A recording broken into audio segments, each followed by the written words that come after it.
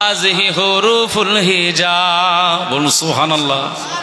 এটা ছন্দের মাধ্যমে ওরা বাচ্চাদেরকে শেখানোর জন্য এত সুন্দর করে করেছে। তো এই বর্ণমালাগুলো আমাদেরকে শিখতে গেলে বিশুদ্ধভাবে এরকম মাদ্রাসা থেকে দার্স নিতে হবে, তাহলে বিশুদ্ধ তেলাওয়াত হবে। কিংবা যদি বিশুদ্ধ তেলাওয়াত শিখতে চাই তাহলে ভালো হাফিজ বা আলিমের কাছে বা কারির কাছে আমাকে দার্স নিতে হবে, তাহলে সুন্দর তেলাওয়াত আমি করতে পারবো। আজকে আমি যদি ভুলভাল তেলাওয়াত করি গোনা, সওয়াবের তুলনায় গোনা হবে। কথা বুঝতে পারছেন না? সওয়াবের তুলনায় কি হবে? গোনা হবে। এজন্য বিশুদ্ধ তেলাওয়াত করতে হবে। মুসলমানের ছেলেরা, এ নবীর উম্মত উম্মতিরা, খুব খেয়াল করে শুনুন। আল্লাহ নবী দিন ও দুনিয়ার বাদশা হাবিবুল্লাহকে, নবী জনাবে মুহাম্মদ রাসূলুল্লাহকে সাল্লাল্লাহু আলাইহি ওয়াসাল্লাম পাক জবানে জানিয়ে দিয়েছে, আয় আমার সাহাবীরা, আমি রাসূলুল্লাহ সাল্লাল্লাহু আলাইহি ওয়াসাল্লাম জানিয়ে দিলাম, তোমরা আরবি ভাষাকে পছন্দ করবে, আরবি ভাষাকে ভালোবাসবে। কারণ আমি রাসূলুল্লাহ সাল্লাল্লাহু আলাইহি ওয়াসাল্লাম জানিয়ে দিলাম, এটা আমার ভাষা, এটা আমার আরবীয় ভাষা, এটা আমার মাদার টাং। আমার আল্লাহ পাক আমাকে আরবের জমিনে জন্ম দিয়েছে, আরবের জমিনে পাঠিয়ে দিয়েছে। আরবের ভাষা হলো আরবি, তাই আমি নবীজি আমার মাতৃভাষা আরবি, আমার মাতৃভাষা আরবি, এজন্য আমি নবীজি আরবিকে পছন্দ করি। আর মনে রাখবে, তোমরা এই আরবিটাকে তোমরাও ভালোবাসবে আমি নবীজির কারণে। আল্লাহ নবী পাক জবানে জানিয়ে দিয়েছেন, আয় আমার সাহাবীরা, আমি রাসূলুল্লাহ সাল্লাল্লাহু আলাইহি ওয়াসাল্লাম জানিয়ে দিলাম, এ আমার সাহাবীরা, আল্লাহ পাক কোরআনটাকে নাযিল করে দিয়েছে, ইন্না আনজালনাহু কুরআনান আরাবিয়্যান লাআল্লাকুম তাআকিলুন। আমার আল্লাহ পাক সূরা ইউসুফের 2 নম্বর আয়াতে আমার আল্লাহ পাক বলে দিয়েছেন, ইন্না আনজালনাহু কুরআনান আরাবিয়্যান লাআল্লাকুম তাআকিলুন। আমার আল্লাহ পাক এই কোরআনটাকে আরবি ভাষায় নাযিল করে দিয়েছে, তাই তোমরা আরবিটাকে ভালোবাসবে। এ নবীর উম্মত উম্মতিরা, আল্লাহ পাক কোরআনটাকে আরবি ভাষায় নাযিল করেছে, এজন্য আরবিটাকে পছন্দ করবে।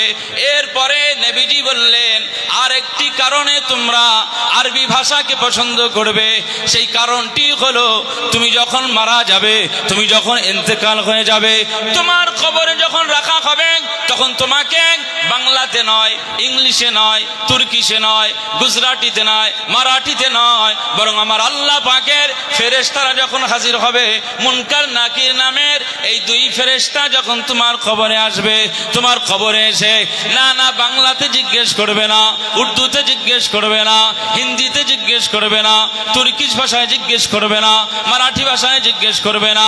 মুনকার নাকির তোমার কাছে যখন আসবে, কবরে তোমাকে উঠে বসানো হবে, তোমাকে উঠিয়ে বসিয়ে তোমাকে জিজ্ঞেস করবে, মান রব্বুকা ওয়া মা দীনুকা ওয়া মান নবিয়ুকা, বলো তোমার রবকে, তোমার দিন কি, তোমার নবীকে। এটা যখন প্রশ্ন করবে, তখন ফেরেশতারা আরবিতে প্রশ্ন করবে, না না আমি নবীজি জানিয়ে দিলাম, তোমরা আরবি ভাষাকে পছন্দ করবে, কারণ আখিরাতের জগতে আমার আল্লাহ সবাইকে জাবানে আরবি ভাষা করে দেবে। যদি বলতে পারলেন না, তাহলে মৃত্যুর পরে সবার জবানের ভাষাটা কি হবে? আরবি। আজকে কোরআন যেখানে শিক্ষা দেওয়া হচ্ছে, এই কোরআনের ভাষাটা আরবি। সুতরাং আমাদেরকে এই ভাষার প্রতি একটা নিজেদের আত্মিক সম্পর্ক রাখতে হবে। আমি যে কথা বলতে চাইছিলাম, যে সিরিজ কাঠের কাঠ দিয়ে বানানো রেহাল কাঠ কিসের সাথে সম্পর্ক? কোরআনের সাথে সম্পর্ক। কোরআন নেই, কোরআন এখানে রাখা হলো, এখন রেহাল কাঠ এখানে। যদি আমি এই জায়গাটায় এইভাবে বসে আছি, এভাবে আমি একটু আরাম করার জন্য পাটাকে আসন গুড়িয়ে বসার চেষ্টা করলাম, পাটা হুট করে লেগে গেল রেহাল কাঠে, তখন আমি আব্দুল মুনাইম চুপচাপ থাকতে পারবো? রেহাল কাঠটা নিয়ে কি করব? একটু চুমা দেব না দেব না? কেন? কারণ ওই রেহাল কাঠের উপরে কোরআন রেখে তেলাওয়াত হয়। রেহাল কাঠের মর্যাদা কোরআনের মর্যাদার খাতিরে আমার আল্লাহ দিয়ে দিয়েছে। একবার জোরে বলুন সুবহানাল্লাহ। সুতরাং আজকে যে জায়গা আপনারা এসেছেন, এটা মর্যাদার জায়গা, ইজ্জতের জায়গা, রহমতের জায়গা। এই মাদ্রাসার সাথে রিলেশন, কানেকশন ধরে রাখতে হবে। কিয়ামতের ময়দানে শাফাআত আর সুপারিশের দরকার আছে না নেই বলুন? শাফাআত সুপারিশের প্রয়োজন আছে না নেই? আছে। মুসলমানের ছেলেরা, হে নবীর উম্মত উম্মতিরা, খুব খেয়াল করে শুনুন। এবারে আমি হাদিসের দিকে চলে যাচ্ছি। আমার আল্লাহ পাকের নবী, দিন ও দুনিয়ার বাদশা হাবিবুল্লাহকে, নবী জনাবে মুহাম্মদ রাসূলুল্লাহকে সাল্লাল্লাহু আলাইহি ওয়াসাল্লাম তিনি পাক জবানে জানিয়ে দিয়েছেন, আসসিয়ামু ওয়াল কুরআনু ইয়াশফাআনি লিল আবদ। আল্লাহ পাকের নবী তিনি সোনার জবানে জানিয়ে দিয়েছে, হে আমার সাহাবীরা, আমি রাসূলুল্লাহ সাল্লাল্লাহু আলাইহি ওয়াসাল্লাম জানিয়ে দিলাম, পৃথিবীর জমিনে তোমরা কোরআনের সাথে তাআল্লুক করো। কোরআন তোমাদের কি উপকার দেবে জানো? কোরআন তোমার উপকার কি করবে জানো? কোরআনের সাথে তাআল্লুক করলে কিয়ামতের ময়দানে আমার আল্লাহ পাক ওই কোরআনকে এত ক্ষমতা সম্পন্ন করে দেবে, আমার আল্লাহ পাক যখন তোমাকে জাহান্নামের দিকে ঠেলে দেবে, তুমি জাহান্নামের দিকে চলে যাবে, জাহান্নামের দিকে চলে যাবে। না না না, যদি তোমার সাথে কোরআনের সম্পর্ক থাকে, কোরআনের তাআল্লুক থাকে, আল্লাহ নবী বললেন ওয়াল কুরআন ইয়াশফাআনি লিল আবদ, যদি তোমার সাথে কোরআনের সম্পর্ক থাকে, আমি নবীজি কামলিওয়ালা আকা মাওলা রাসূলুল্লাহ সাল্লাল্লাহু আলাইহি ওয়াসাল্লাম জানিয়ে দিলাম, কিয়ামতের ময়দানে এই কোরআনটা তোমার হয়ে সাক্ষ্য দিয়ে তোমার জন্য সুপারিশ করে নেবে। জোরে বলতে পারলেন না যে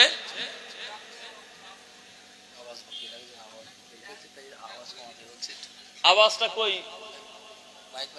মাইকওয়ালা ভাই কোথায় গেলেন?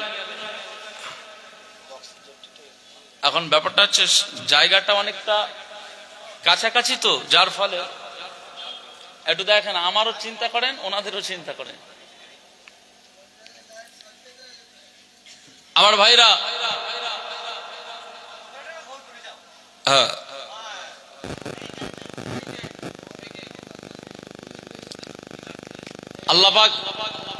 আল্লাহ পাক আমাদেরকে কোরআনের মতো একটি কিতাব আমাদেরকে দান করেছে।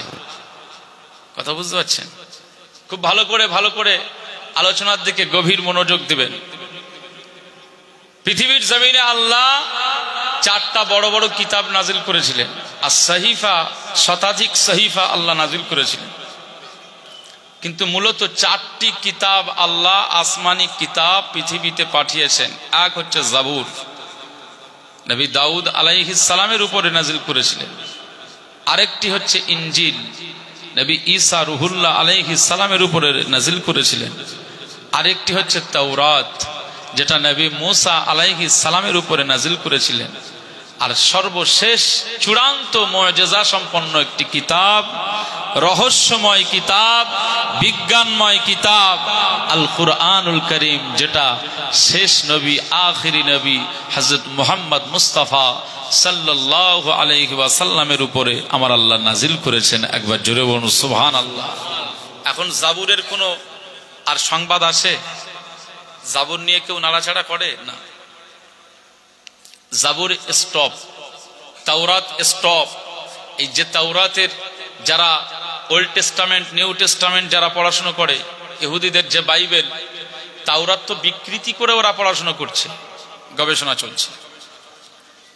কিন্তু মূলত হাকিকাতে যে ইনজিল আর তাওরাত, সেটা স্টপ। এখন এই পৃথিবীতে কিয়ামত পর্যন্ত চূড়ান্ত নবী, শেষ নবী হযরত মুহাম্মদ সাল্লাল্লাহু আলাইহি ওয়াসাল্লামের উপরে নাজিল হওয়া আল কুরআনুল কারীম, এটা কিয়ামত পর্যন্ত গোটা বিশ্বে আমার আল্লাহ পাক আকাশচুম্বী মর্যাদা দিয়ে এই পৃথিবীতে জারি রেখে দেবে। একবার জোরে বলুন সুবহানাল্লাহ। সেই কুরআনুল কারীমের মাহফিলে বসে রয়েছেন। তাহলে নবীজি বললেন, আসসিয়ামু আল কুরআনু ইয়াশফাআনি লিল আবদ, বান্দাদের জন্য এক রোজা আর বান্দাদের জন্য এক কুরআনুল কারীম কিয়ামতের ময়দানে শাফাআত আর সুপারিশ করবে। আর কয়েকটা দিন পরে রোজা আসছে না, আসে না? নবীজি বললেন, রোজা এবং কুরআনুল কারীম দুটো বান্দাদের জন্য সুপারিশ করবে। রোজার সাথে কোরআনের কি সম্পর্ক চিন্তা করেন? রমজানের সাথে কোরআনের সম্পর্কটা কি? নবীজি বলছেন, আসসিয়াম ওয়াল কুরআন ইয়াশফাআনি লিল আবদ। কিয়ামতের ময়দানে এই রোজা এবং কোরআন দুটোই আল্লাহ পাকের দরবারে সুপারিশ করবে। আর দুটোই যখন সুপারিশ করবে তখন কিয়ামতের ময়দানে ওই হাহাকার পরিস্থিতির ভিতরে রোজা সুপারিশ করবে, এদিকে কোরআনও সুপারিশ করবে। দুই দিক থেকে যখন দুইজন সুপারিশ করবে তখন তাদের সুপারিশটা আল্লাহ পাকের দরবারে কবুল হয়ে যাবে। জোরে বলুন সুবহানাল্লাহ। নবীজি বললেন, রোজা বলবেন যে আল্লাহ আপনার এই বান্দাটা দিনের বেলা রোজা করেছেন, দিনের বেলা পানাহার থেকে বিরত ছিল, খাবার থেকে বিরত ছিল, ভুখা ছিল, সে আপনার নাফরমানি করেনি, এই রমজান শরীফে রোজাকে সে মর্যাদা দিয়েছে। সুতরাং আমি রোজা বলছি যে এই কিয়ামতের ময়দানে আপনার এই বান্দাটাকে আল্লাহ আপনি সুপারিশ, বান্দাটাকে আপনি নাজাত দিয়ে দিন, জাহান্নাম থেকে রিলিজ করে দিন। যখন রোজা এভাবে আল্লাহ পাকের দরবারে সুপারিশ করবে একজন রোজাদারের জন্য, এই রোজার সুপারিশটাই আল্লাহর দরবারে কবুল হয়ে যাবে। জোরে বলুন সুবহানাল্লাহ। মুসলমানের ছেলেরা, এ নবীর উম্মত উম্মতিরা, খুব খেয়াল করে শুনুন, আল্লাহ নবী দিন ও দুনিয়ার বাদশা হাবিবুল্লাহকে, নবী জনাবে মুহাম্মদ রাসূলুল্লাহকে সাল্লাল্লাহু আলাইহি ওয়াসাল্লাম, তখন তিনি বললেন সাহাবীরা ওই সময় এদিক থেকে কোরআনও সুপারিশ করে দেবে। এই কোরআনটা আল্লাহ পাকের দরবারে বলবে, আল্লাহ পাক এই বান্দাটা রোজার মাসে কি করেছে, রাত কি রাত জেগে জেগে কোরআন পড়েছে, তারাবির নামাজে কোরআন তেলাওয়াত করেছে, তারাবির নামাজে দাঁড়িয়ে মুক্তাদি হয়ে কোরআন শুনেছে। আল্লাহ পাক আমি কোরআন আজ এই কিয়ামতের ময়দানে এই বান্দার হয়ে আপনার দরবারে সুপারিশই করতে চাই। আল্লাহ পাক বলবেন কেন? ওই কোরআন বলবে আমাকে মর্যাদা দিয়েছে, তাই রোজার মাসে রাতের বেলায় আমাকে নিয়ে রাত তেলাওয়াত করেছে। আল্লাহ পাক আমি কোরআন এই কিয়ামতের ময়দানে আপনার এই বান্দার জন্য, আপনার এই বান্দির জন্য আজ আপনার দরবারে সুপারিশ করছি, আপনি আমার সুপারিশটা কবুল করে নিন, আপনি আমার শাফাআতটা কবুল করে নিন। কিয়ামতের ময়দানে যখন এই কোরআনটা বান্দা বান্দির জন্য যখন সুপারিশই করবে, শাফাআত করবে, নবীজি কামলিওয়ালা জানিয়ে দিয়েছেন, তখন এই কোরআনের সুপারিশটা আমার আল্লাহ পাকের দরবারে কবুল হয়ে যাবে। বলতে পারলেন না মুসলমানের ছেলেরা, এ নবীর উম্মত উম্মতিরা, খুব খেয়াল করে শুনুন, আমি যে কথা বলতে চাইছিলাম, একদিকে কোরআন আর একদিকে সিয়াম, একদিকে রোজা আর একদিকে কোরআন, দুটো একসঙ্গে কেন নবীজি বললেন? কারণ কোরআনটা এই জন্য বলেছেন আর রোজাটা এই জন্য বলেছেন। রোজার মাসটাকে আমার আল্লাহ যেমন মর্যাদা সম্পন্ন করেছেন, কোরআনটাকে আমার আল্লাহ ঠিক তেমন মর্যাদা সম্পন্ন করেছেন। রোজার মাসটাকে আমার আল্লাহ যেমন ইজ্জতওয়ালা মাস করে দিয়েছেন, কোরআনের মতো একটি গ্রন্থটাকে আমার আল্লাহ ইজ্জতওয়ালা গ্রন্থ বানিয়ে দিয়েছেন। এ নবীর উম্মত উম্মতিরা, খুব খেয়াল করে শুনুন, আপনি কোরআন খুলে দেখুন, আপনি কোরআনের পৃষ্ঠা খুলে দেখুন, মাহে রমজানের মাসটা কেন বরকতপূর্ণ মাস করে দিয়েছে। আল্লাহ পাক কোরআনুল কারীম সম্পর্কে জানিয়ে দেন, শাহরু রমাদান আল্লাযী উনজিলা ফীহিল কোরআন হুদাল লিন-নাস। আমার আল্লাহ পাক বলে দিয়েছেন, হে আমার বান্দা বান্দিরা, আমি আল্লাহ পাক জানিয়ে দিলাম এই পৃথিবীর জমিনে আমি আল্লাহ তোমাদের উপরে যে কোরআনটা নাজিল করে দিয়েছি, এই কিতাবটা নাজিল করে দিয়েছি, এই কিতাবটা কবে নাজিল করলাম, কবে অবতীর্ণ করলাম, কবে পৃথিবীতে পাঠালাম? না না না, আমি আল্লাহ পাক সেই বিষয়টাকে তোমাদের ওয়াকিবহাল করাচ্ছি। আল্লাহ পাক বলছেন, শাহরু রমাদান আল্লাযী, এই কোরআনটাকে আমি আল্লাহ পাক রমজান মাসে নাজিল করে দিয়েছি। কোন মাসে নাজিল হয়েছে? রমজান মাসে। এই মাসে রমজান মাস আসছে এক সপ্তাহ পর। আবার আপনি আল্লাহকে যদি জিজ্ঞেস করেন যে আল্লাহ আপনি মাহে রমজানে এই কোরআনটা নাজিল করেছেন, কিন্তু কোন দিনে কোন রাতে করেছেন সেটা তো আমরা জানি না। কোরআন রমজান মাসে নাজিল করলেন, কবে করলেন? আল্লাহ পাক এর জবাব কোরআন থেকেই দিচ্ছেন, ইন্না আনজালনাহু ফি লাইলাতুল কদর। হে আমার বান্দারা, আমি আল্লাহ পাক জানিয়ে দিলাম এই কোরআনটাকে আমি আল্লাহ এমন একটি রাতে নাজিল করলাম, গোটা পৃথিবীতে যত রাত এসেছে, গোটা পৃথিবীতে যত রাত আমি আল্লাহ দিয়েছি, গোটা পৃথিবীতে যত রাত 365 দিনের ভিতরে 365 রাত যতটা রাত রয়েছে তার ভিতরে সবচাইতে শ্রেষ্ঠতম রাত হচ্ছে কদরের রাত। আমি আল্লাহ এই কদরের রাতেই কোরআনটাকে নাজিল করে দিয়েছি। একবার জোরে বলুন সুবহান। আমার আলোচনা বুঝতে অসুবিধা হচ্ছে না তো? আমি একটু কোরআনের নাজিল হওয়া বিষয়টা নিয়ে একটু আলোচনা করছি, কোরআনের মর্যাদা নিয়ে আলোচনা করছি। বিভিন্ন ঘটনা বিভিন্ন আলোচনা করা যেতে পারে। আর আমি আজকে মানে আকস্মিক দাওয়াত বলা যেতে পারে। এখানে কিন্তু ইস্তেহারে দেখবেন লেখা আছে মাওলানা আব্দুল কাদের ফাতিহি সাহেব এখানে আমন্ত্রিত। আমি কিন্তু আব্দুল কাদের ফাতিহি সাহেব নই, আমি হচ্ছি আব্দুল মুনাইম ফাতিহি। কথা বুঝতে পারছেন? উনি মিসিং মানে মিস করলেন। ওনার আব্বাই 2-10 দিন আগে ইন্তেকাল হয়ে গেছে।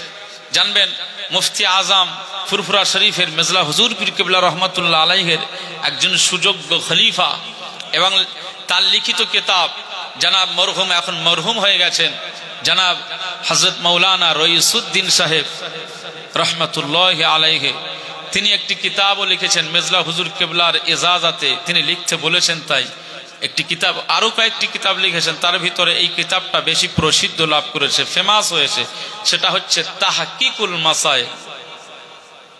এই তাহকিকুল মাসাইল ওই রইসুদ্দিন সাহেব হুজুর কেবলার লেখা। তো যেহেতু উনি ইন্তেকাল হয়ে গেছেন, তো তার সাহেবজাদা আব্দুল কাদের ফাতিহি আজকে কোনো কারণেই আসতে পারেননি। তো সে জায়গায় আমাকে ইনভাইট, আমার অন্য জায়গায় জলসা ছিল, মাহফিল ছিল, কিন্তু সেখান থেকে আমি এই জায়গায় আসলাম শুধুমাত্র মাদ্রাসার স্বার্থে।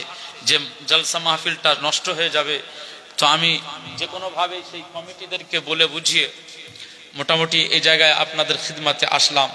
তো আমি আপনাদের কাছে আসতে আসতেই আমি চিন্তা করছিলাম যে কোরআনের মাদ্রাসা, তো কোরআনের বিষয়ে একটু যতটুকু আলোচনা করা যাবে, তো হয়তো সেইভাবে আমি খুব গুছিয়ে বলতে না পারলেও চেষ্টা করছি আমি একটু মূল টু দা পয়েন্টের উপরে আলোচনা করা। আপনারা কষ্ট হচ্ছে না তো? একটু তকবীর দান তো, নারাই তকবীর। একটু মহব্বতে তকবীর দান তো, নারাই তকবীর। রহমানিয়া হিফজুল কোরআন মাদ্রাসা, পূর্ব পোলতা রহমানিয়া হিফজুল কোরআন মাদ্রাসা, সিলসিলায় মুজাদ্দিদুজ জামান, সিলসিলায় ফুরফুরা শরীফ, মহান ইসালে সওয়াব, আল কোরআনের আলো, আল কোরআনের আলো, নারাই তাকবীর। একটু মহব্বতের সঙ্গে দুরূদ শরীফ আল্লাহুম্মা।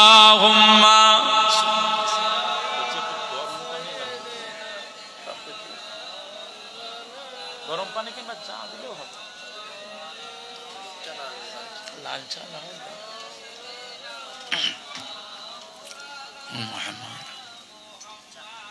मदीने के वाली मदीने बुला लो, ए पैगाम ले जा सबा जाते जाते, हा पैगाम लाना मेरी हाज़री का, बड़ा है करम मेहरबा आते आते।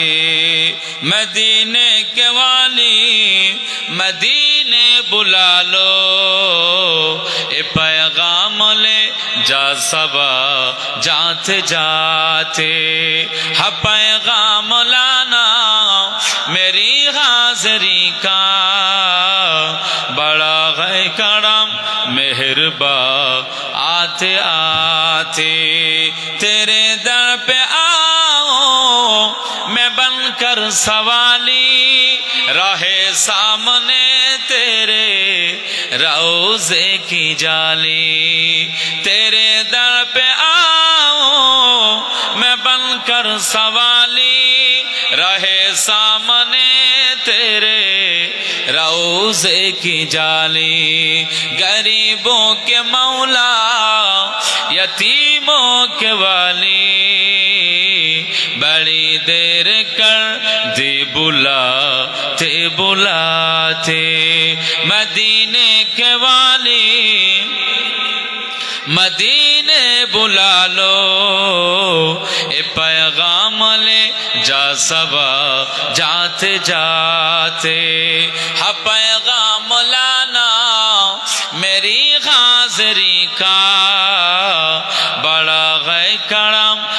مہربا آتے آتے میں تیری شخاوت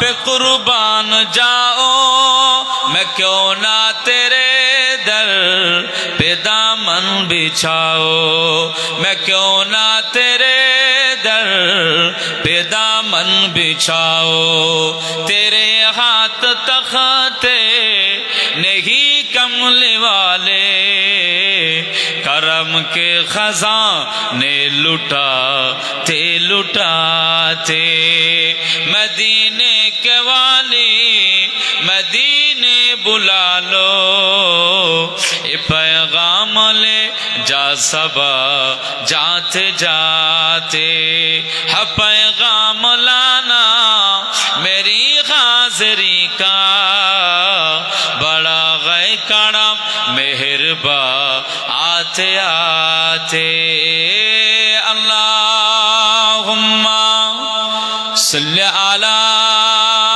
سیدنا وعلی آل سیدنا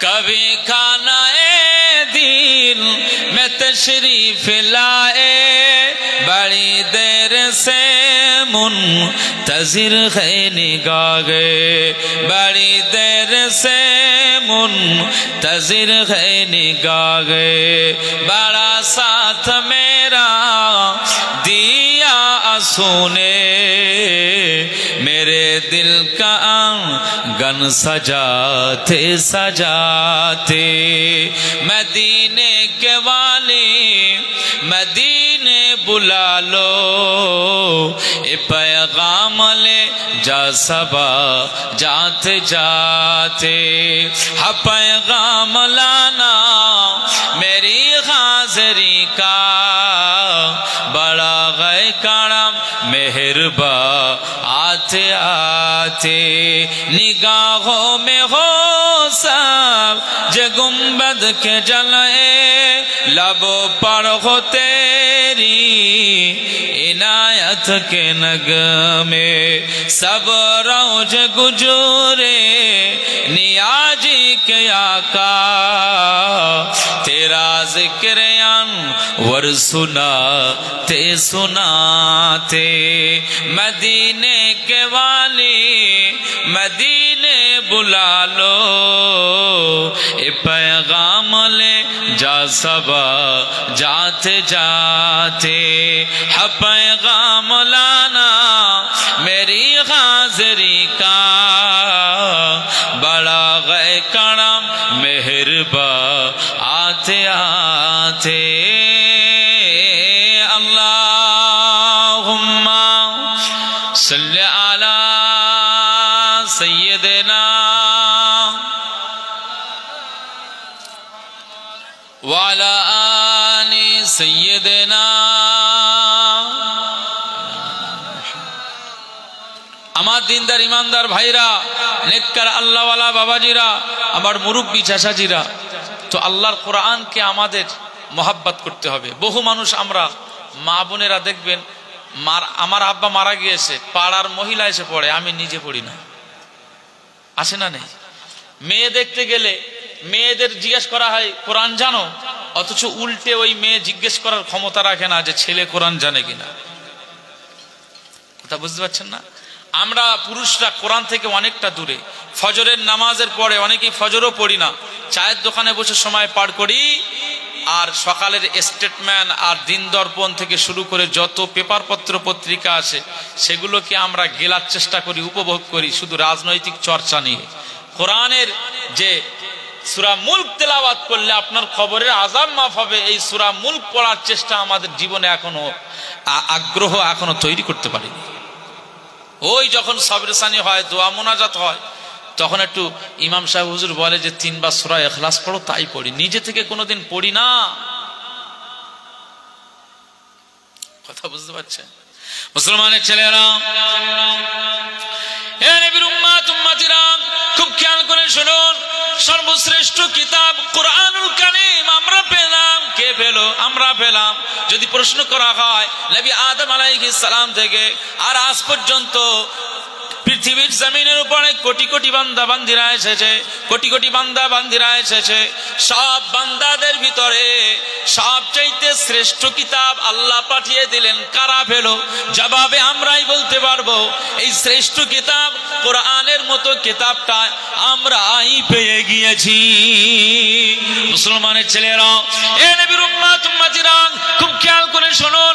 গারে হেরার ইউনিভার্সিটিতে যখন নবীজি আল্লাহ পাকের দানে ছিলেন, মুরাকাবাতে থাকতেন, মুশাহাদাতে থাকতেন, মুজাহাদাতে থাকতেন, আল্লাহর ইবাদত বন্দেগী করতেন। আমার আল্লাহ পাক আমার হাবিব নবীর ইবাদতে খুশি, তার মুরাকাবাতে খুশি, মুজাহাদাতে খুশি। ওই হেরা গুহার ইউনিভার্সিটিতে আমার আল্লাহ পাক ফেরেশতা জিবরিল আমিন আলাইহিস সালামকে পাঠিয়ে দিলেন।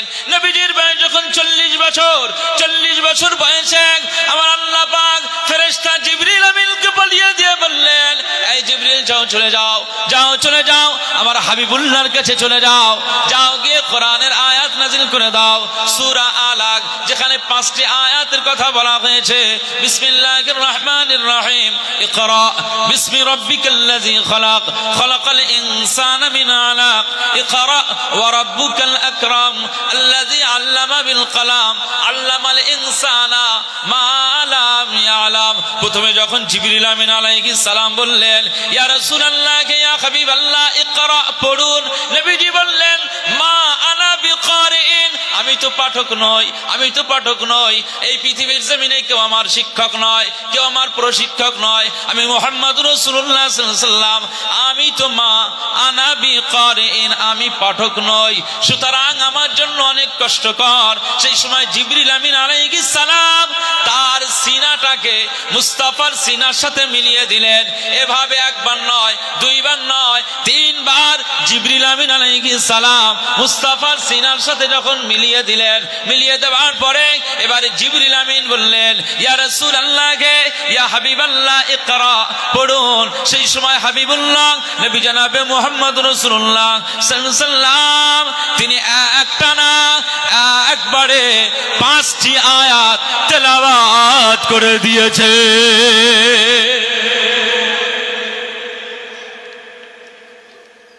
ওই গারে হেরার ইউনিভার্সিটিতে। আল্লাহু আকবার। আমরা মক্কা মদিনাতে আল্লাহ পাকের রহমতে, আপনাদের দোয়ার বরকতে আমার এক হাজী সাহেব ভাই হিতাকাঙ্ক্ষী খুব মহব্বত করেন। আমাকে হজপাকে নিয়ে গেছিলেন, আবার উমরাতেও নিয়ে গেছিলেন। 2 বার গিয়েছি মক্কা মদিনাতে। তো গারে হেরার ওই ইউনিভার্সিটিতে একটু উঠবো বলে সেই জায়গায় যাচ্ছি, কিন্তু নিচ থেকে গিয়ে তার উচ্চতা দেখে সাহস পাইনি যে একটু উপরে উঠবো। এটা তো গারে হেরার কথা বললাম, কিন্তু হিজরতের সময় যেটা গারে সাওয়ার নবীজি আবু বকরকে নিয়ে উঠেছিলেন, সেটা তো এর থেকে আরো উচ্চতা। তো গারে হেরা, এখানে বহু মানুষ, হাজার হাজার আশিক রাসূলরা ওঠে। আমরা নিচ থেকে কোরআনের ওই জায়গাটা নিচ থেকে দোয়া করেছিলাম, আল্লাহ, কোরআন যেখানে নাজিল হয়েছে এই গারে হেরাতে আমি কাছাকাছি যেতে পারিনি, কিন্তু ওখানে যে আল্লাহ আপনার রহমত নাজিল হয়েছিল, ওই নেটওয়ার্কটা আমাদের সিনাতে দান করেন। আমরাও কোরআনের মাদ্রাসায় পড়াশোনা করেছি ভাই, চাচাজি, আমরাও কোরআনের মাদ্রাসাতে পড়াশোনা করেছি। এই কোরআন এত সহজে এই সিনাতে ধারণ করা যাবে এত সহজ ব্যাপার নয়। একটা ছেলে কোরআন যখন মুখস্থ করবে, নাজরা বিভাগ থেকে যখন হিফজ বিভাগে ঢুকবে, তখন হুজুররা 2 line, 3 line, 4 line, 5 line, half পৃষ্ঠা, এরপরে 1 পৃষ্ঠা, এরপরে 1-2 পৃষ্ঠা, এইভাবে করে সে তার মুখস্থ করতে হয়। لن تنالوا البر حتى تنفقوا لن تنالوا البر حتى تنفقوا لن تنالوا البر حتى تنفقوا مما تحبون مما تحبون مما تحبون এভাবে لن تنالوا البر حتى تنفقوا مما تحبون এভাবে একটা ছেলে বারবার বারবার বারবার তেলাওয়াত করতে করতে করতে করতে এই ছোট ছোট শব্দ, একটি একটি আয়াত, একটি একটি লাইন ফাইন করে করতে করতে করতে এভাবে আয়ত্ত করতে করতে হাফ পৃষ্ঠা মুখস্থ করে। এভাবে প্রথম দিন হাফ পৃষ্ঠা সবক দিল, এর পরের দিন আবার হাফ পৃষ্ঠা সবক দিয়ে টোটাল হলো 1 পৃষ্ঠা। এ নবীর উম্মত উম্মতিরা, ওই ছাত্রটাকে আবার দ্বিতীয় দিনে সবক করার কথা বলা হলো, ওই ছাত্রটা আবার দ্বিতীয় দিনে সবক করলো, হাফ পৃষ্ঠা করলো, পরের দিনে হাফ পৃষ্ঠা করলো, এভাবে পরে 4 দিনে 2 পৃষ্ঠা হলো, তারপরে আবার হাফ পৃষ্ঠা, তারপরে হাফ পৃষ্ঠা, 6 দিনে 3 পৃষ্ঠা হলো। আস্তে আস্তে আস্তে আস্তে বাড়তে লাগলো। ওই ছেলেটা এবারে 1 পৃষ্ঠা করে সবক দেয়, 1 পৃষ্ঠা করে সবক দিতে দিতে একটা পারা শেষ হয়ে যায়। ওই একটা পারার সময়সীমা হয়তো 30 দিন লেগেছে, কিন্তু মনে রাখতে হবে এই 30টা দিনে 1 পারা হয়ে গেল। ওই ছেলেটা আবার পড়তে লাগলো, আবার চর্চা করতে লাগলো, আবার ওই কোরআনের দিকে তার দৃষ্টিপাত, বারবার সেটাকে নিয়ে রিহার্সাল করতে লাগলো। এ নবীর উম্মত উম্মতিরা, এভাবে ওই ছেলেটা পড়তে পড়তে 1 পারা পার হয়ে গেল, 2 পারা পার হয়ে গেল, 3 পারা পার হয়ে গেল, সূরা বাকারা মুখস্থ হয়ে গেল, সূরা আলে ইমরান মুখস্থ হয়ে গেল, সূরা নিসা মুখস্থ হয়ে গেল, সূরা মায়েদা মুখস্থ হয়ে গেল, সূরা আনআম মুখস্থ হয়ে গেল, সূরা আরাফ মুখস্থ হয়ে গেল, সূরা আনফাল মুখস্থ হয়ে গেল, সূরা তাওবা মুখস্থ হয়ে গেল। এ নবীর উম্মত উম্মতিরা, এভাবে ইউনুস, হুদ, ইব্রাহিম, ইউসুফ, ইব্রাহিম, রাদ, সূরা নাহাল, এভাবে পড়তে পড়তে পড়তে পড়তে ওই ছেলেটাকে আমার আল্লাহ পাক রহমত দিয়ে দিল, রহমত দিয়ে দিল। ওই ছেলেটা আস্তে আস্তে সূরা ফালাক নাস পড়ে মুখস্থ, একটি গ্রন্থটাকে মুখস্থ করে হাফেজ হয়ে গেল। বলতে পারলেন না? তো কোরআন রহস্যময় একটি কিতাব, যেটা গারে হেরাতে নাজিল হয়েছিল। ওই গারে হেরাতে নবীজির কাছে যখন ফেরেশতা জিবরিল আমিন আলাইহিস সালাম এসেছেন, নবীজি বললেন, মা আনা বিকারিইন, আমি পাঠক নই। জিবরিল আমিন আলাইহিস সালাম 3 বার টাচ করলেন, আল্লাহ পাকের ওয়াদা, আল্লাহ পাকের নির্দেশ। 3 বার ফেরেশতা জিবরিল আমিন আলাইহিস সালাম মুস্তাফার এই সিনার সাথে সিনা টাচ করলেন। টাচ করবার পরে পরেই নবীকে বললেন, ইকরা, পড়ুন। নবীজি পরপর 5টি আয়াত পড়ে ফেলেছেন। একবার জোরে বলুন সুবহানাল্লাহ। এরপরে কখনো মক্কাতে, কখনো মদিনাতে, কখনো শীতের সময়, কখনো গরমে, কখনো মরুভূমিতে, কখনো সমতলে, কখনো পর্বতে, নবীজি যখন যেখানে গিয়েছেন সেখানে কোরআনের আয়াত সময়ের পরিপ্রেক্ষিতে আল্লাহ পাক নাজিল করে দিয়েছিলেন। জিবরিল আমিন আলাইহিস সালাম সেখানে এসেছিলেন। এজন্য সূরা নাজিল হওয়ার ক্ষেত্রে কখনো সীতাই বলা হয়েছে, কখনো মাক্কি বলা হয়েছে, কখনো মাদানী বলা হয়েছে। এভাবে সূরার অনেকটি নাজিল হওয়ার ক্ষেত্রে অনেক নাম আছে। তো নবীজি এভাবে কোরআনটাকে আয়ত্ত করলেন। জিবরিল আমিন আলাইহিস সালাম, মনে রাখবেন, এই যে রমজান মাসের সাথে কোরআনের যে সম্পর্ক, এটা আমি বোঝানোর জন্য এই জায়গায় এসেছি। এই মাহে রমজান শরীফ আসলে জিবরিল আমিন আলাইহিস সালাম রমজানে হাজির হতেন, আর মদিনার মসজিদে নববী শরীফে আমার নবীজি থাকতেন। 2 জনে মিলে নবীজি তেলাওয়াত করতেন, জিবরিল আমিন আলাইহিস সালাম শুনতেন, জিবরিল তেলাওয়াত করতেন, নবীজি শুনতেন। এইভাবে তেলাওয়াত করতে করতে গোটা রমজানে জিবরিল শোনাতেন, নবীজি শুনতেন, আর নবীজি তেলাওয়াত করতেন, জিবরিল শুনতো।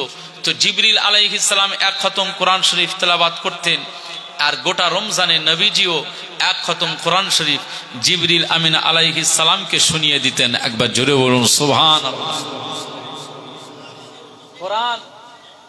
কোরআন রহমতি কিতাব। মুসলমানের ছেলেরা, এ নবীর উম্মত উম্মতিরা, খুব খেয়াল করে শুনুন। আল্লাহ নবী দিন ও দুনিয়ার বাদশা হাবিবুল্লাহকে, নবী জনাবে মুহাম্মদুর রাসূলুল্লাহকে সাল্লাল্লাহু আলাইহি ওয়াসাল্লাম এই জন্য সাহাবীদের লক্ষ্য করে বললেন, এ আমার সাহাবীরা, তোমাদের ভিতরে কে দামি, কে শ্রেষ্ঠ, কে দামি, কে উত্তম, কে শ্রেষ্ঠ, কে মর্যাদাবান? সাহাবীরা জবাব দিতে পারল না। আল্লাহ নবী সেই সময় বললেন, খায়রুকুম মান তাআল্লামাল কুরআনা ওয়া আল্লামাহু, পৃথিবীর জমিনে তোমাদের ভিতরে সবচাইতে দামি ওই, সবচাইতে মর্যাদা সম্পন্ন হলো ওই ব্যক্তি, সবচাইতে উত্তম ব্যক্তি হলো ওই পৃথিবীর জমিনে যে কোরআন শিখেছে, আসে আর কোরআন শেখার পরে ওই কোরআনটাকে মানুষকে শিখিয়ে দিয়েছে পৃথিবীর জমিনে, ওই ব্যক্তিটাই হলো সবচাইতে দামি ব্যক্তি। কোরআন যে শিখেছে আর যে কোরআন শেখার পরে অপরকে শিখিয়েছে সেই হচ্ছে খায়রুকুম, তোমাদের ভিতরে উত্তম ব্যক্তি। তাহলে কোরআন অনেক দামি কিতাব। নবীজি মসজিদে নববী শরীফে ফেরেশতা জিবরিল আমিন আলাইহিস সালামকে শোনাতেন যে বছরটায় নবীজি ইন্তেকাল হবেন সেই বছরটায় নবীজি 2 খতম কোরআন শরীফ জিবরিল আমিন আলাইহিস সালামকে শুনিয়েছিলেন। একবার জোরে বলুন সুবহানাল্লাহ। আমি আপনাদের জিজ্ঞেস করছি, সারা রমজান মাসে শুধু চপ খাবার জন্য ব্যস্ত হয়ে যায়, একটা পৃষ্ঠা কোরআন পড়ার জন্য আমাদের কারো আগ্রহ জন্মায়? বলে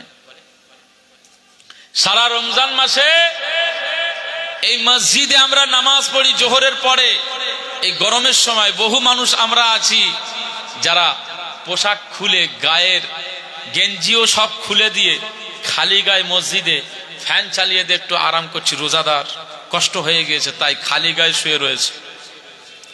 যে কোরআনটা তাক থেকে পেড়ে একটা পৃষ্ঠা পড়বো এইটা চিন্তা আমাদের ব্রেনে থাকে না। কোরআন কত রহমতি কিতাব। মুসলমানের ছেলেরা, হে নবীর উম্মত উম্মতিরা, খুব খেয়াল করে শুনুন, আল্লাহ নবী দিন ও দুনিয়ার বাদশা হাবিবুল্লাহকে নবী জনাবে মুহাম্মদুর রাসূলুল্লাহকে সাল্লাল্লাহু আলাইহি ওয়াসাল্লাম রমজান মাসে যেমন জিবরিল আমিন আলাইহিস সালামকে কোরআন শোনাতেন, জিবরিল আলাইহিস সালাম তিনিও কোরআন শোনাতেন, ঠিক রমজান মাসে আমার নবীজি ফজরের নামাজের পরে সাহাবীদের নিয়ে কোরআনের দার্স দিতেন, কোরআনের চর্চায় বসে যেতেন সাহাবীদের নিয়ে।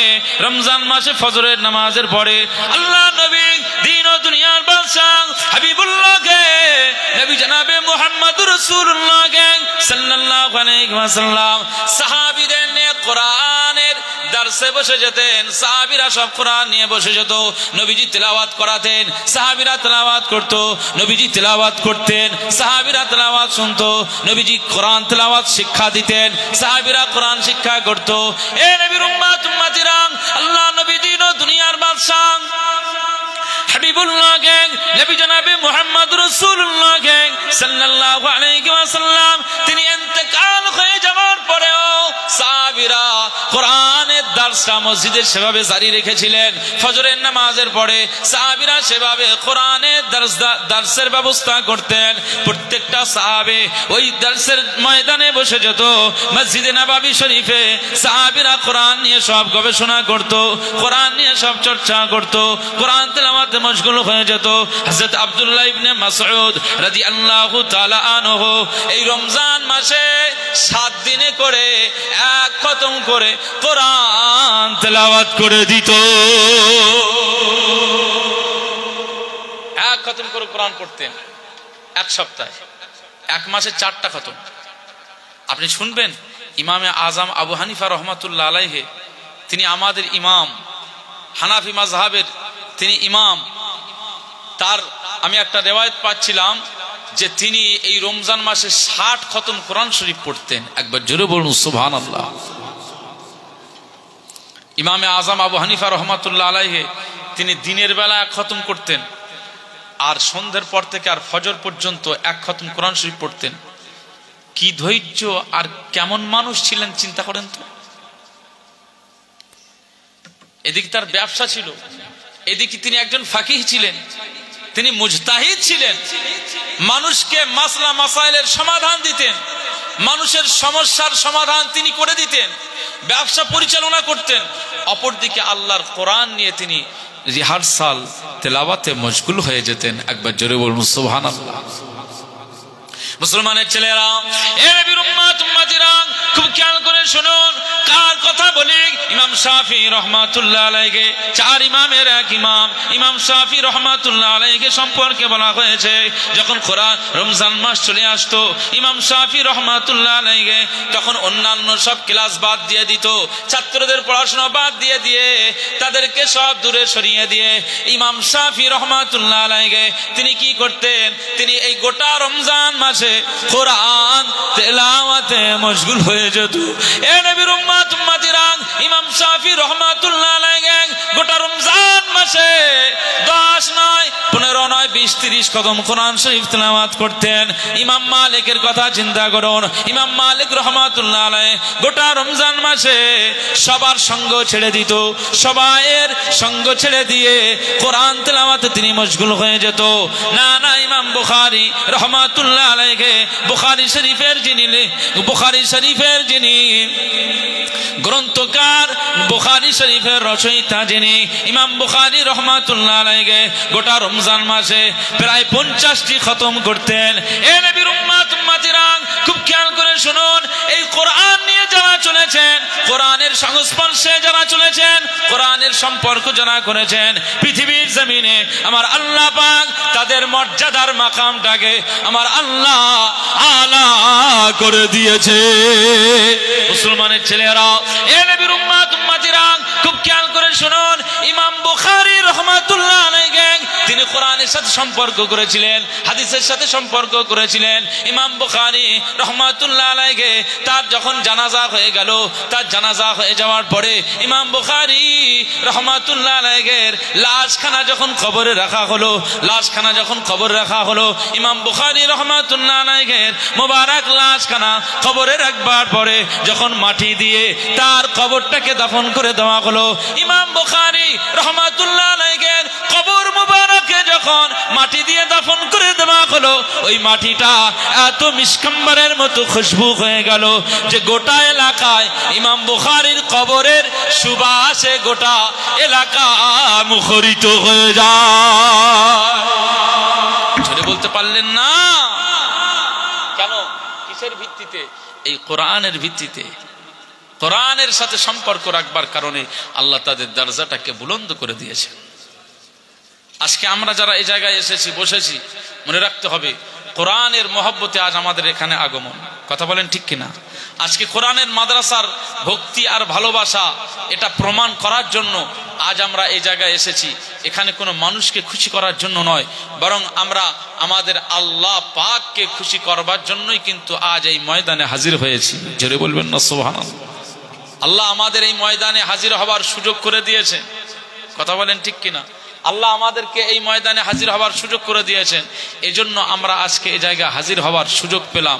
একবার বলুন আলহামদুলিল্লাহ। আল্লাহ পাক আমাদেরকে কোরআন রহস্যময় একটি কিতাব আমাদেরকে দান করলেন। এই কিতাব নিয়ে একটু গবেষণা করবেন, চিন্তা করবেন, ফিকির করবেন, চর্চা করবেন। কোরআনুল কারীম সম্পর্কে আল্লাহ পাক বলে দিয়েছেন, যালিকাল কিতাবুল লা রাইবা ফিহি। পৃথিবীর জমিনে যে কোরআনটা আমি আল্লাহ নাজিল করলাম, এই কোরআন তোমরা খুলে দেখো, এই কিতাবের ভিতরে কোনো সন্দেহ আমি রাখি নাই। এই কিতাবের ভিতরে কোনো সন্দেহ আমি আল্লাহ রাখি নাই। এই কিতাবটা আমি আল্লাহ তোমাদের জন্য দান করে দিলাম। একবার জোরে বলুন সুবহানাল্লাহ। মনে রাখতে হবে, নবী দাউদ আলাইহিস সালাম যখন জাবুর তেলাওয়াত করতেন, তখন সমুদ্রের ভিতরের মৎস্যগুলো নবী দাউদ আলাইহিস সালামের তেলাওয়াত শুনতো না? সব সমুদ্রের মৎস্যগুলো নবী দাউদ আলাইহিস সালামের জাবুরের তেলাওয়াত শুনবে বলে সব এই সমুদ্রের কিনারায় হাজির হয়ে যেত। আল্লাহ পাক নবী দাউদ আলাইহিস সালামের কণ্ঠটাকে অনেক উন্নত করেছিল। কণ্ঠের মধুরতা অনেক ছিল। তো নবী দাউদ আলাইহিস সালাম যখন জাবুর পড়তেন, সমুদ্রের মাছগুলো এসে নবী দাউদ আলাইহিস সালামের কণ্ঠের তেলাওয়াত শুনতেন। একবার জোরে বলুন সুবহানাল্লাহ। আল্লাহ পাক মনে রাখবেন, নবী দাউদ আলাইহিস সালামের যে কণ্ঠ দিয়েছেন, তার চাইতে আরো সুন্দর কণ্ঠ আল্লাহ পাক আমাদের নবীজিকে দিয়েছিলেন। একবার জোরে বলবেন না সুবহানাল্লাহ। গোটা পৃথিবীতে যত নবী পয়গম্বররা এসেছেন, প্রত্যেক নবীদের আল্লাহ এক একটা মুজিজা দিয়েছেন, আল্লাহ এক একটা বিশেষণ, এক একটা মর্যাদা দিয়েছেন। গোটা পৃথিবীর যত নবী পয়গম্বররা এসেছেন, সমস্ত নবী পয়গম্বরদের যা মুজিজা দিয়েছিল, সব মুজিজা আমার আল্লাহ আমাদের হাবিবুল্লাহকে দিয়ে দিয়েছেন। একবার জোরে বলুন সুবহানাল্লাহ। হ্যাঁ, আলহামদুলিল্লাহ। আমার ভাইরা, আমি যেটা বলতে চাইছিলাম যে সমুদ্রের মৎস্যগুলো নবী দাউদ আলাইহিস সালামের কণ্ঠের তেলাওয়াত শুনতেন। এইটা আশ্চর্যের বিষয়। না যে আবু জাহালের কাছে আমার নবীজি কালেমা দাওয়াত দিতে গিয়েছেন, কোরআন পৌঁছে দিচ্ছেন, সেই আবু জাহাল আমার নবীজির গায়ে থুতু নিক্ষেপ করেছেন, কাকন নিক্ষেপ করেছেন। আবু সুফিয়ান কাকন নিক্ষেপ করেছেন আর থুতু নিক্ষেপ করেছেন। উতবা, সাইবা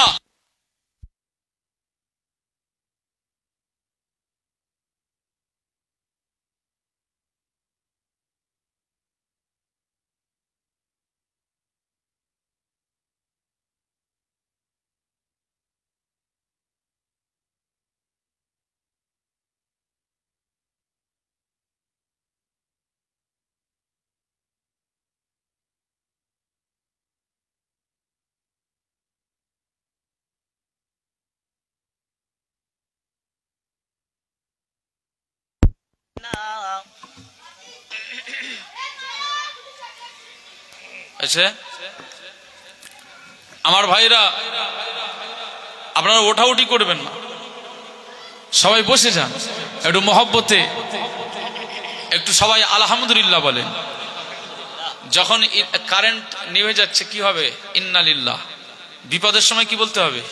ইন্নালিল্লাহ। আর যখন আমাদের কোনো ভালো বিষয় আমাদের সামনে উপস্থাপন করা হবে, কোনো ভালো বিষয় যখন আমরা পেয়ে যাব, তখন কি বলবো? প্রশংসা আলহামদুলিল্লাহ। হোঁচট খেয়ে পড়ে গেলে কি বলতে হবে? হ্যাঁ, ইন্নালিল্লাহ। আমরা তো বলি ও বা, ও মা, বলি না? পড়ে গেলে ও বাপ, ও মা না। ওখানে আপনি ইন্নালিল্লাহ পড়েন, ওখানে আপনি আল্লাহকে আল্লাহ বলে ডাকেন।